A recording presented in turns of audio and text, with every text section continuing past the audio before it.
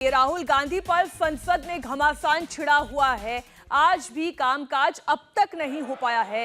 Live तस्वीरें आप देख रहे हैं सदन के भीतर की, केवल हंगामा हंगामा और हंगामा। विपक्ष जेपीसी की मांग कर रहा है तो वहीं बीजेपी राहुल से माफी की मांग पर अड़ी है। माननीय सदस्यगण, कुछ विषयों पर स्थगन प्रस्ताव के नोटिस प्राप्त हुए हैं। माननीय अध्यक्ष जी ने किसी भी स्थगन प्रस्ताव के नोटिस को स्वीकृति नहीं दी है। आइटम नंबर 2, श्री अर्जुन राम मेघवाल जी। माफी मांगो। चेयरमैन सर, मेरे साथी श्री राव इंद्रजीत सिंह जी के नाम के आगे जो अंकित दस्तावेज है, जो क्रम संख्या 2 पर आज की संशोधित कार्रवाई के अंदर अंकित है, आपकी अनुमति से मैं सदन के पटल पर रखता हूं। आइटम नंबर 3, श्री अर्जुन राम मेघवाल जी। चेयरमैन सर, आपकी अनुमति से लोकसभा की आज की संशोधित कार्यसूची के क्रम संख्या 3 पर अंकित दस्तावेज जो श्रीपद यशो नाइक के नाम फ्रीडम ऐप से सीखकर क्या आप मोमबत्ती बनाते हैं? अगर ऐसा है तो आप अपनी मोमबत्तियों को 1 करोड़ फ्रीडम ऐप के जो ग्राहक हैं उन्हें बिना किसी खर्चे के आप उसे बेच सकते हैं। के सामने अंकित है, उनको आपकी अनुमति से सदन के पटल पर रखता हूं।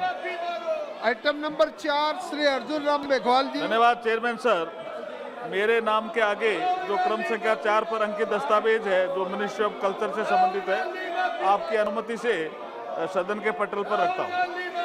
आइटम नंबर 5, जनरल सेवानिवृत्त VK Singh ji. Sir, with your permission, I rise to lay papers on the table of the House as mentioned against my name at serial number 5 in the revised list of business today. Item number 6, Shri Krishnapal Singh ji. महोदय, मैं आपके अनुमति से आज की संशोधित कार्यसूची में क्रम संख्या 6 पर राहुल गांधी मेरे माफी नाम के मांगो। सामने सम्मुख दस्तावेज सदन के राहुल गांधी माफी मांगो। आइटम नंबर 7, पंकज चौधरी जी। महोदय, मैं आज की कार्यसूची में मेरे नाम के सामने मत संख्या 7 पर वर्णित कागजात आपकी अनुमति से सदन के पटल पर। देखिए, सदन में हंगामा हो रहा है। लगातार राहुल गांधी माफी मांगे ऐसे नारे लगाए जा रहे हैं। सरकार राहुल के माफीनामे की मांग पर अड़ी है तो विपक्ष अडानी मुद्दे पर जेपीसी की मांग से पीछे हटने को तैयार नहीं है। लेकिन कांग्रेस का एक और झटका लगा है। ममता बनर्जी ने राहुल पर डायरेक्ट अटैक कर विपक्ष की मुश्किलें बढ़ा दी हैं। ममता ने आरोप लगाया कि बीजेपी जानबूझकर राहुल को हीरो बना रही है ताकि पीएम मोदी की आलोचना से बच निकले। आखिर ममता ने के इस बयान के अगले साल होने वाले चुनावों से पहले विपक्षी एकजुटता पर कितना असर पड़ेगा, इस रिपोर्ट में देखिए। प्रश्न संख्या 261 लिप्सी किया। ये नारेबाजी के लिए सदन नहीं है माननीय सदस्य।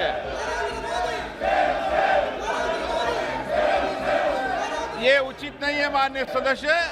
जेपीसी हुई तो भाजपा के चेहरों से नकाब हट जाएगा। 13 मार्च कोई कामकाज नहीं। 2014 के बारे में और उन्होंने कहा प्रेस की माफी मांगे। 14 मार्च बवाल और हंगामा। माफी मांगो। उन्होंने आके माफी मांगी थी। अगर ये चर्चा चाहते हैं तो प्रधानमंत्री जी ने जो बोला है उस पर भी चर्चा हो जाए। 15 मार्च नारेबाजी। मेरा आप सभी से निवेदन है कि आप लोग अपने अपने स्थान पर बैठ जाइए। 16 मार्च संसद में शोरगुल।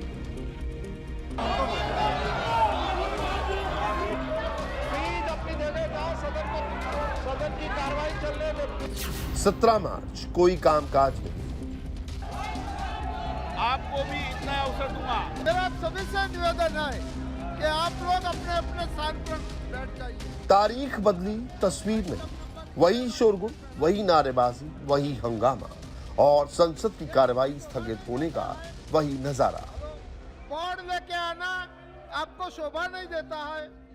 संसद के बजट सत्र के दूसरे फेज का आज 6वां दिन है, लेकिन 6 दिन में काम के नाम पर हुआ है तो केवल और केवल हंगामा और नारेबाजी। प्रश्न संख्या 261 लिप्सी किया।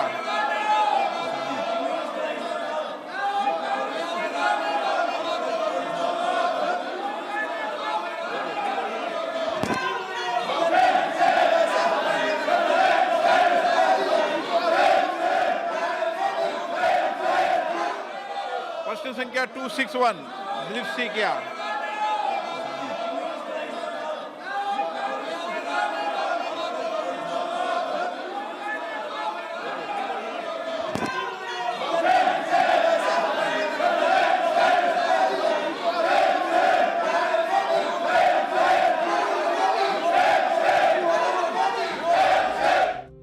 सदस्य प्रश्नकाल है। प्रश्नकाल के बाद आज भी लोकसभा की कार्रवाई शुरू होते ही नारेबाजी शुरू हुई। लोकसभा के स्पीकर ने सांसदों को समझाने की कोशिश की, प्रश्नकाल चलने देने की अपील की, लेकिन नतीजा निकला वही ढाक के 3 पात। न सत्ता पक्ष शांत हुआ, न विपक्ष की तरफ से नारेबाजी कम हुई।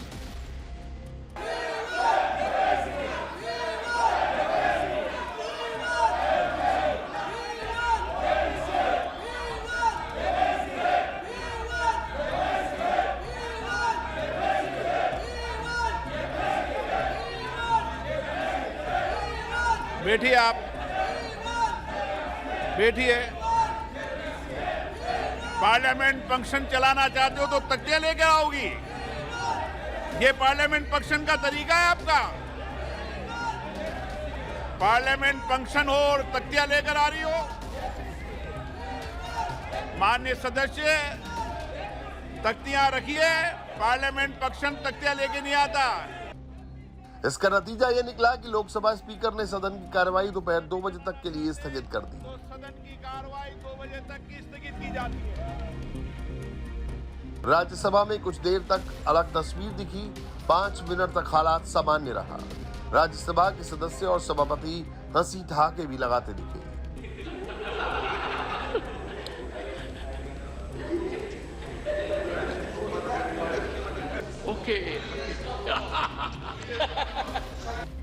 लेकिन जल्द ही माहौल बदल गया।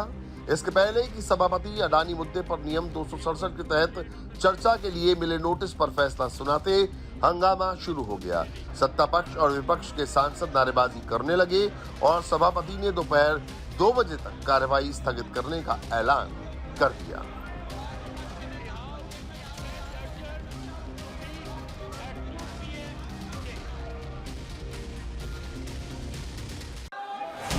संसद की कार्रवाई स्थगित होते ही विपक्ष के सांसद विजय चौक पर पहुंचे और सरकार पर आरोपों के बाउंसर दागने शुरू कर दिए। दुख के साथ 13 तारीख से जो ड्रामा चल रहा है, भाजपा के प्रधानमंत्री जी के बिना इशारे के ये नहीं हो सकता। आज फिर सदन में चलने नहीं दिया गया सदन को। लाखों करोड़ के घोटाले के बाद जेपीसी की मांग हमारी स्वीकार नहीं हो रही है। सारे विरोधी दल के नेतागण, सारी पार्टियां एक स्वर से जेपीसी की मांग कर रही हैं। जेपीसी से डर क्यों, घबराहट क्यों है? इसलिए कि अगर जेपीसी हुई तो भाजपा के चेहरों से नकाब हट जाएगा। प्रश्न संख्या 261 दिलीप सिंह क्या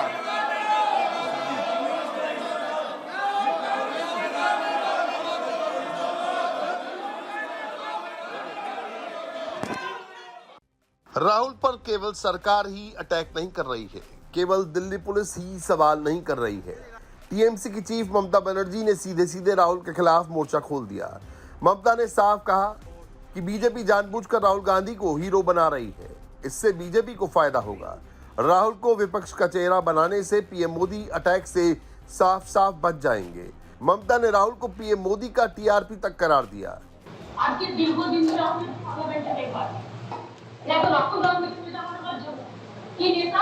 রাহুল গান্ধীর মুখটা থাকলে মোদীকে কেউ অভিযোগ করে,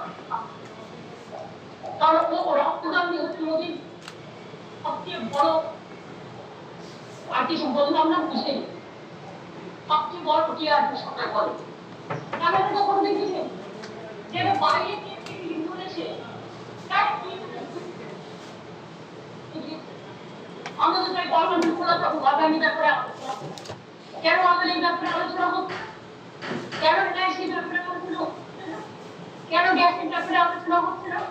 আবার ইউনিফর্ম সিভিল কোড প্রেস করেছে এই সুযোগে। আমরা ইউনিফর্ম সিভিল কোড মানি না এবং আমরা করতেও দেবো না। এনআরসিও করতে এটা আমার গভর্নমেন্টের হাতে এর পক্ষে এটা অন্য রাজ্য করলেও আমি করবো না আমি এনআরসিও করতে পারবো না আমি কেউ করতে পারবো যেমন ইউনিফর্ম সিভিল কোড আমরা পারি না এটা মেনটেন করতে হবে কত কাজ কত রিলিজ কত প্রিন্ट ये पहला मौका है जब ममता ने राहुल पर सीधा अटैक किया है। इसका असर लोकसभा चुनाव से पहले विपक्षी एकता की मुहिम पर पड़ना तय है। टीएमसी ने पहले से ही संसद में विपक्ष से दूरी बना रखी है। अब ममता ने बयान देकर अपना लाइन ऑफ एक्शन साफ कर दिया तो बीजेपी और कांग्रेस की तरफ से दनादन रिएक्शन आने शुरू हो गए।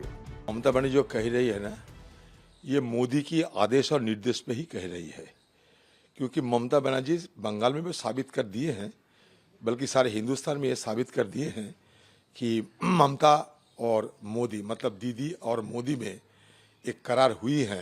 ये करार की मकसद ये है कि कांग्रेस पार्टी और खासकर राहुल गांधी जी को किसी हालत में इनको तबाह करने का और इनकी छवि को धूमिल करने का हर संभव प्रयास किया जाना चाहिए। फ्रीडम ऐप से सीखकर क्या आप मोमबत्ती बनाते हैं? अगर ऐसा है तो आप अपनी मोमबत्तियों को 1 करोड़ फ्रीडम ऐप के जो ग्राहक हैं उन्हें बिना किसी खर्चे के आप उसे बेच सकते हैं। क्योंकि हिंदुस्तान में पहली बार मोदी जी नारा लगाए थे कि कांग्रेस मुक्त भारत। उस समय ये ममता बनर्जी सही रास्ते पे थे, लेकिन बाद में जब उनकी भतीजे को ईडी दफ्तर में बुलाया गई उसके बाद उनके नारा बदल चुके हैं। अब देखो 9 सितंबर 2021 से नारा बदल चुके हैं सत्तारूढ़ पार्टी बंगाल के ममता बनर्जी के, क्योंकि वो ईडी और सीबीआई से बचना चाहती है और बचना चाहती है इसलिए वो हर संभव कांग्रेस को खिलाफत करेंगे, क्योंकि कांग्रेस को अगर कोई खिलाफत करेंगे, कांग्रेस का विरोध करेंगे तो मोदी खुशी होंगे। तो ममता बनर्जी की अभी मोदी को खुशी कराना सबसे बड़ा उनका प्रयास रहेगी। बीजेपी को किसी की जरूरत नहीं है, ना ममता की ना राहुल की। वो अपना घर संभाले, हम अपना संभाले हुए हैं। हमारा मोदी है, उसी से हमारा चल रहा है, आगे भी चलेगा, देश भी चलेगा। वो तय करे कौन किसके साथ रहेंगे। आने वाले दिनों में ममता के बयान की गूंज और सुनाई पड़ने वाली है। इससे विपक्ष कैसे निपटता है ये अगले चुनाव की दशा और दिशा तय कर सकता है। इंडिया टीवी हर वक्त हर जगह डाउनलोड करने के लिए सर्च करें India TV news Google play store या ऐप स्टोर पर।